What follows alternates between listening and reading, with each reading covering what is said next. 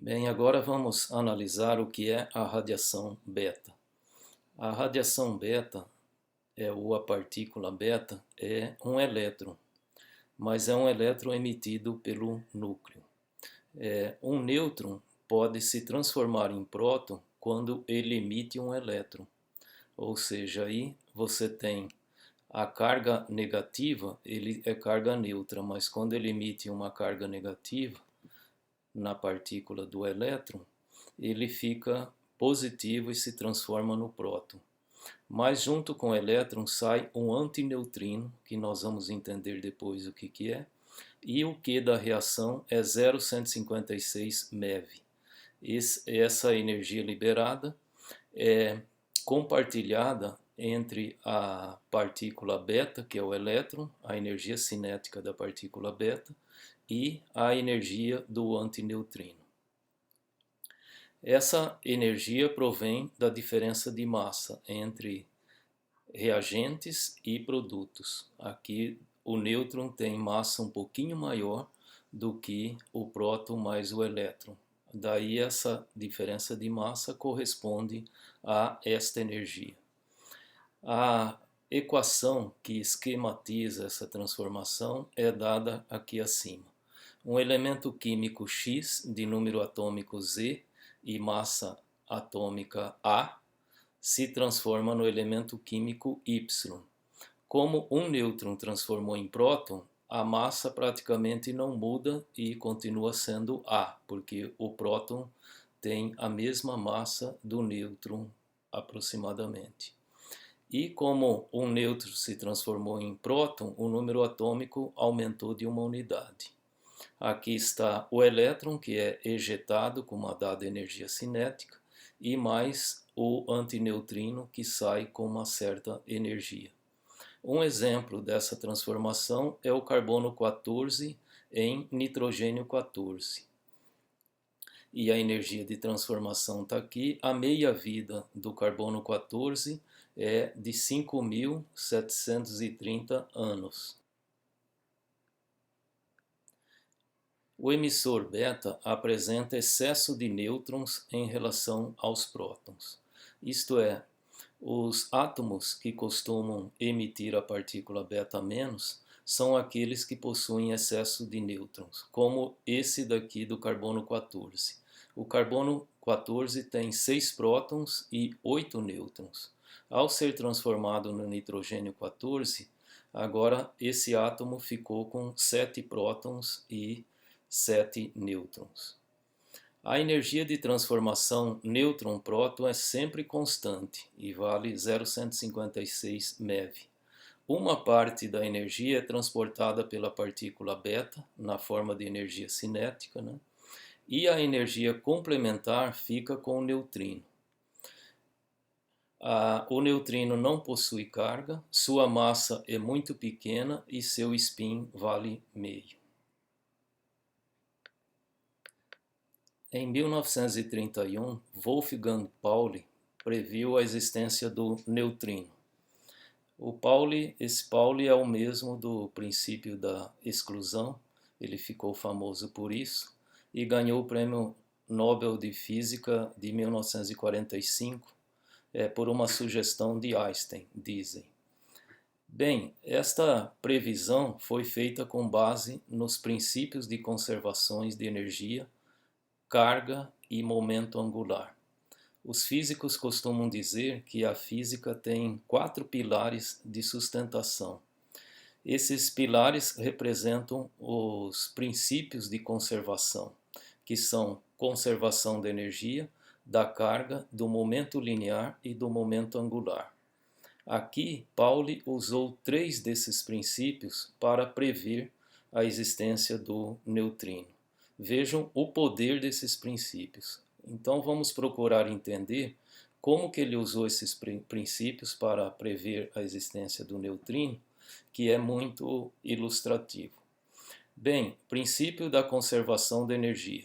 Como a energia cinética da partícula beta emitida na transformação é variável, deveria existir uma partícula não detectada, o antineutrino, para levar a energia complementar. Ou seja, eu tenho nessa transformação aqui do nêutron em próton mais elétron. A energia de transformação, a energia liberada é 0,156 MeV. Então, pelo princípio da conservação de energia, o elétron emitido deveria ter uma energia cinética de 0,156 MeV. Só que essa energia que ele sai, que ele é ejetado do nêutron, é variável. Ele às vezes sai até sem energia. Então, para que o princípio da conservação da energia seja cumprido, deve ter uma partícula não detectada que sai com energia complementar. Assim, por exemplo, se o elétron sai com energia de 0,1 MeV, a outra partícula, que no caso é o antineutrino, sairia com energia 0,056 MeV. Aqui está um gráfico que representa o número de partículas betas ejetadas dos núcleos em função da energia delas. Veja que essa energia vai de 0 até 0,156 MeV. E vejam que uma grande parte de partículas beta menos saem sem energia nenhuma, ou seja, um grande número. E o maior número de partículas beta menos sai com uma energia, aqui está o pico, né? Uma energia de 0,05 MeV. Veja, se a partícula beta sai com esta energia 0,05 MeV, então nesse caso o neutrino deve sair com o restante, que é 0,106 MeV, que seria a energia complementar, e assim o princípio da conservação da energia seria observado. Além disso, Pauli previu que essa partícula ejetada junto com a partícula beta, que é o neutrino, não tinha carga. Para isso ele usou o princípio da conservação da carga.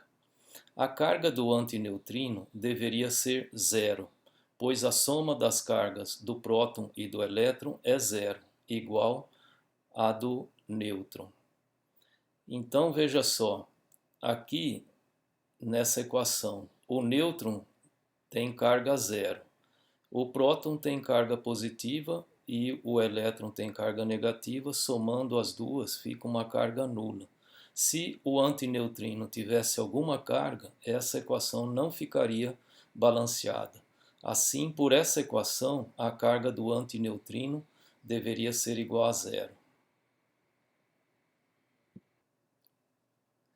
Bem, aqui nós estamos falando do antineutrino. O antineutrino é a antipartícula do neutrino.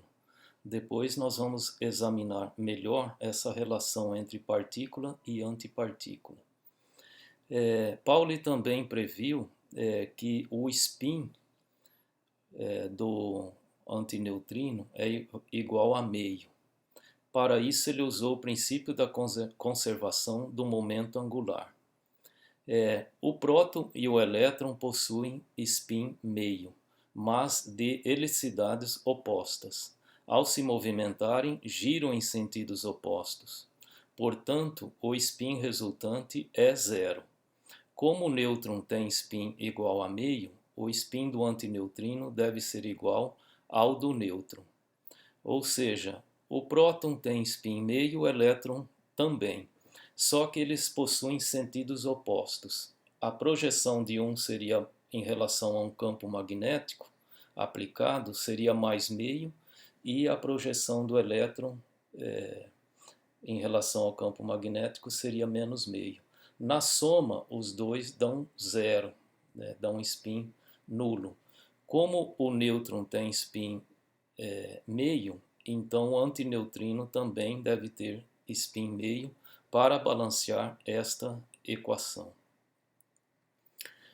Supõe-se que em cada 100 bilhões de neutrinos que atravessem a Terra, apenas um é absorvido.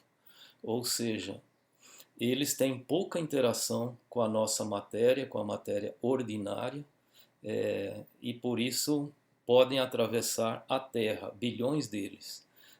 Nesse momento, nosso corpo está sendo atravessado por milhões de neutrinos por segundo. Esses neutrinos são oriundos do Sol, né? E atravessam o nosso corpo. E durante toda a nossa vida, né? Às vezes não ocorre nenhuma interação de neutrino com os átomos do nosso corpo. A detecção dos neutrinos vieram depois e renderam alguns prêmios Nobel de Física. A primeira detecção ocorreu 15 anos depois da previsão de Pauli.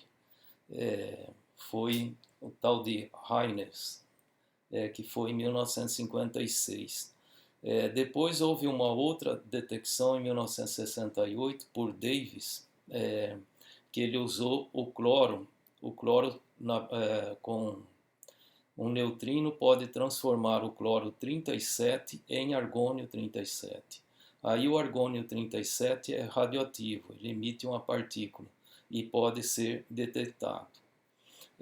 Assim, foi detectado e rendeu aí dois, depois em 2015, mais um japonês e um canadense ganharam o prêmio Nobel por detecção dos neutrinos provenientes do Sol e também por comprovar que o neutrino tinha massa. Uma massa muito pequena, mas ele tem uma massa.